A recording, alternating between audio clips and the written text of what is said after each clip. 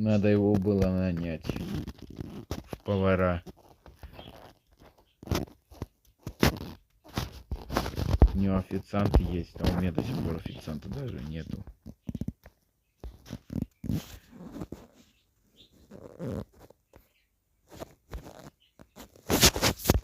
Так, что здесь происходит в моем ресторане?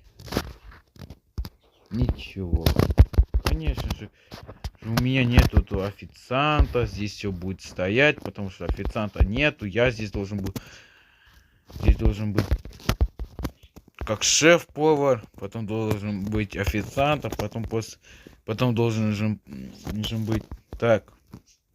Этот ролик уже подошел к концу. Были на канале Алекс 750 Pro. Подписывайтесь и ставьте лайки. Кто не подписан, подписывайтесь. А кто уже подписан, делитесь роликом. Всем пока.